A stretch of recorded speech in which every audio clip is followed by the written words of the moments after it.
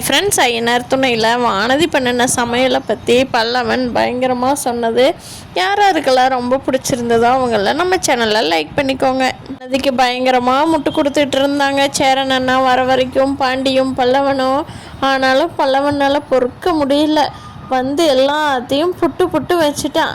ஐயோ அண்ணி, பெண்ணை போட்டு கொண்டுட்டாங்க அண்ணி, இப்படி ஒரு பிரியாணிகளை சொன்னால் களி கிளறி வச்சுருக்காங்க அண்ணி, எப்படி தான் சாப்பிட்டு அதையும் சாயந்தரம் வந்து சூடு பண்ணி சாப்பிடுன்னு கொடுமைப்படுத்தி காரம் அதிகமாக போனால் தேங்காய் அரைச்சி ஊற்றுறாங்கிறாங்க. என்னென்னமோ பண்ணி ஐயோ எனக்கு அப்பாடா இன்றைக்கி நீங்கள் வந்ததுக்கப்புறம் தான் எனக்கு நிம்மதியாக இருக்குது அப்படின்னு பல்லவன் சொன்னாலும் நம்ம நிலா இருந்துட்டு டி கம்முன்னு இருடா, பேசாதடா, அப்புறமா பேசிக்கலாம்டா அப்படின்னு என்ன தான் சொன்னாலும் பல்லவன் நடந்தது எல்லாம் சொல்லிவிட்டு அதை பார்த்துக்கிட்டு இருந்த வானதிக்கு பயங்கரமாக நோஸ்கட் ஆயிடுச்சு. சே, இவ்வளோ இரிட்டேட் பண்ணுறேன், இந்த பாண்டி பையன் எதுவுமே பேசாமல் நின்றுட்டுருக்கான் பாரு, எனக்கு காலேஜுக்கு லேட்டாச்சு நான் போகிறேன் அப்படின்னு சொல்லிட்டு எதுவுமே பேசாமல் வெளியே போயிடுறாங்க.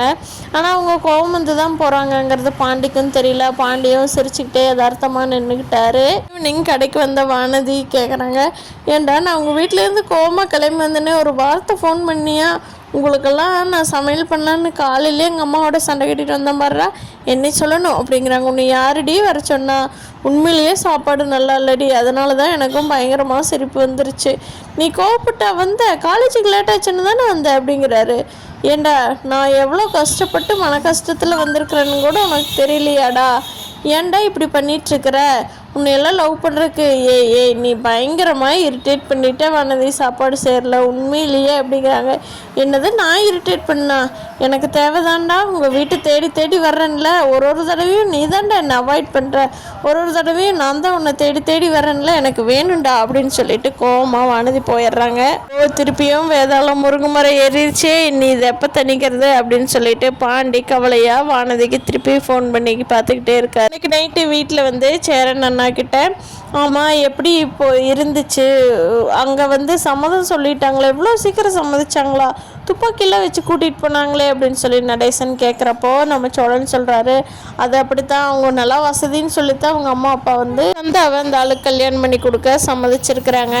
ஆனால் அண்ணன் வந்து 30 லட்சம் 25 பவுனும் கொண்டுட்டு வந்தால் அவங்க அண்ணாவுக்கே கல்யாணம் பண்ணி கொடுத்துட்றோம், எங்கள் பொண்ணை பத்திரமா வச்சுக்குவாங்க அப்படின்னு சொல்லியிருக்காங்க. டேய் எப்பட்றா அவ்வளோ போகணும், காசுக்கு எங்கடா போகிறது, நம்ம எல்லாரும் சேர்ந்து உழைச்சாலே அவ்வளோ ரெடி பண்ண முடியாது அப்படிங்கிறாங்க நடேசன். எல்லாம் முடியும்ப்பா, இந்த வீடு ஃபுல்லாக அண்ணனுக்கே கொடுத்துடலாம், இந்த வீட்டோட மதிப்பு சுற்றி இருக்கிற இடத்தோட மதிப்புலாம் அவ்வளோ வராதா என்ன, நீங்கள் அம்மாவுக்கு போட்டிங்கள நகை அதையெல்லாம் அண்ணனுக்கு கொடுத்துடலாம், மிச்சம் பத்தாததுக்கு நம்ம எல்லாம் ஆளுக்கு கொஞ்சமாக வேலைக்கு போய் சம்பாரித்து ரெடி பண்ணி சந்தாவை அண்ணன் கல்யாணம் பண்ணிக்கிட்டு அதுக்கப்புறமா பார்த்துக்கலாம் அப்படிங்கிறாங்க.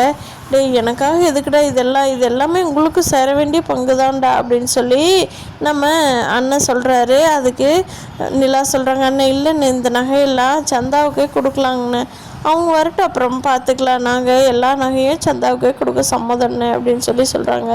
ஏன்ப்பா இப்படி ஒரு குடும்பம் கிடைக்கிறதுக்கு நல்லா கொடுத்து வச்சுருக்கணும்ப்பா, நீ எவ்வளோ வசதியான வீட்டில் வளர்ந்த பொண்ணு, இந்த வீட்டில் அட்ஜஸ்ட் பண்ணுறதும் இல்லாமல் கிடச்சி நாங்கள் எல்லாம் கொடுக்கறதே ரொம்ப பெரிய விஷயம் அப்படின்னு சொல்கிறாங்க. பார்க்கலாம் ஃப்ரெண்ட்ஸ், சந்தாவை ஃப்யூச்சரில் சேரனுக்கு கல்யாணம் பண்ணி வைக்க போகிறாங்களா, நம்ம வானதி பாண்டியோட சண்டை எந்த லெவலில் போய் முடியுது அப்படிங்கிறத.